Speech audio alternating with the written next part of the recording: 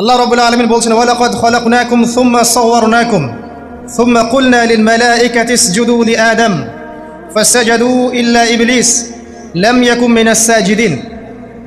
আল্লাহ রাব্বুল আলামিন বলছেন, ওয়ালাকাদ খালাকনাকুম, নিঃসন্দেহে আল্লাহ রাব্বুল আলামিন সেই সত্তা যিনি তোমাদেরকে সৃষ্টি করেছেন। সুম্মা সাওয়ারনাকুম, এরপর তোমাদেরকে আকৃতি দান করেছেন, সুন্দর অবয়ব কাঠামো দান করেছেন, দৈহিক কাঠামো। সুম্মা কুলনা লিল মালাইকাতি ইসজুদু লিআদম, এরপরে আল্লাহ রাব্বুল আলামিন সমস্ত ফেরেশতাদেরকে বলেছেন যে তোমরা আদমকে সিজদা করো।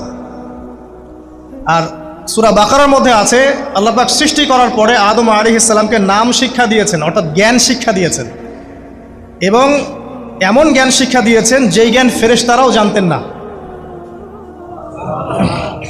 আল্লাহ পাক ফেরেশতাদেরকে বলেছিলেন যে তোমরা এই নামগুলো বলে দাও দেখি, যদি তোমরা সত্যবাদী হয়ে থাকো।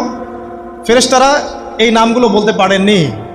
তারা বলেছিলেন, লা ইলমা লানা ইল্লা মা আল্লামতানা, আপনি আমাদেরকে যা শিখিয়েছেন এর বাইরে আমাদের কোনো জ্ঞান নেই। এরপর আল্লাহ পাক আদম আলাইহিস সালামকে বলেছেন, আদম তুমি নামগুলো বলে দাও দেখি। এরপর আদম আলাইহিস সালাম সুন্দর করে সব নামগুলো বলে দিয়েছেন, কারণ আল্লাহ পাক তাকে সেই জ্ঞান শিক্ষা দিয়েছিলেন। এরপরে আল্লাহ রাব্বুল আলামিন ফেরেশতাদেরকে বলেছেন, তোমরা আদমকে এখন সিজদা করো, কারণ জ্ঞানের মানদণ্ডে আদম তোমাদের চেয়ে শ্রেষ্ঠ। সুবহানাল্লাহ। আর আমরা সেই আদম সন্তান, যদিও বা পৃথিবীতে আসার পরে আমরা আমাদের পরিচয়টা ভুলে গেছি। সেই আদম সন্তান, যে আদমকে আল্লাহ রাব্বুল আলামিন ফেরেশতাদেরকে দিয়ে সম্মানিত করলেন, সিজদা করালেন, সেই আদম সন্তান এখন আল্লাহর জমিনে শিরক করে, নবী সাল্লাল্লাহু আলাইহি ওয়াসাল্লামের সুন্নতের অনুসরণ করতে চায় না, নবীদের আদর্শ মানতে চায় না, কোরআন এবং সুন্নাহ মেনে জীবন করতে চায় না। সেই আদম সন্তান এখন জেনা করে, ব্যভিচার করে, মাদকদ্রব্য পান করে, সমকামী। সেই আদম সন্তান এখন ঘুষ খাচ্ছে, সুদ খাচ্ছে, দুর্নীতি করছে, অন্যের সম্পদ আত্মসাৎ করছে, অন্যায়ভাবে মানুষকে হত্যা করছে। এমন কোনো গুনাহ নাই যে সেই আদম সন্তান করছে না। কোন আদম সন্তান? যার পিতাকে আল্লাহ রাব্বুল আলামিন কি করলেন? ফেরেশতাদেরকে দিয়ে সিজদা করালেন। তাহলে চিন্তা করেন যে আমরা আমাদের পরিচয়টা কি পরিমাণ হারিয়ে ফেলেছি। আমরা তো চেতনার কথা বলি না, শেকড়ের কথা বলি না, আমরা সংস্কৃতির কথা বলি না। এই কথাগুলো আমরা বলি। আমাদের সত্যিকারের চেতনা হচ্ছে ইসলামিক চেতনা। সত্যিকারের শেকড় হচ্ছে এই শেকড় যে আমরা আদম আলাইহিস সালামের সন্তান, যে আদমকে আল্লাহ রাব্বুল আলামিন ফেরেশতাদেরকে দিয়ে সিজদা করিয়েছেন জ্ঞানের কারণে।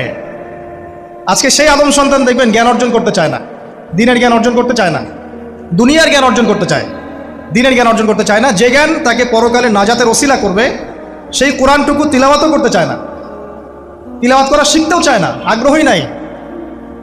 তাহলে আমরা কি পরিমাণে আমাদের শেকড়টা ভুলে গেছি, চেতনা হারিয়ে ফেলেছি, আমাদের মূল সংস্কৃতি থেকে দূরে সরে আসছি। একটু চিন্তা করেন। সামনে যাই। আল্লাহ রাব্বুল আলামিন বলছেন, এরপর সুন্দর আকৃতি দিয়ে আদমকে আমি ফেরেশতাদেরকে দিয়ে সিজদা করালাম। ফাসাজাদু, সবাই সিজদা করলো, প্রত্যেকটা ফেরেশতাই কি করলো? সিজদা করলো। ইল্লা ইবলিস, কে সিজদা করলো না? ইবলিস। ইবলিস সিজদা করলো না। ইবলিস কে ছিল? সে কিন্তু কোনো ফেরেশতা ছিল না। সে ছিল একজন জিন। কানা মিনাল জিন্নি, সূরা কাহফে আল্লাহ পাক বলেছেন কানা মিনাল জিন্নি, সে জিনদের একজন ছিল। ঠিক আছে?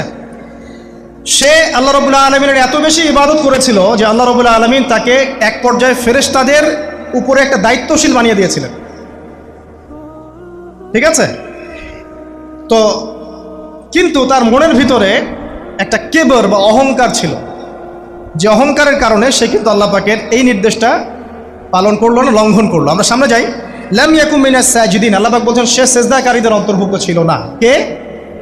ইবলিস। আচ্ছা,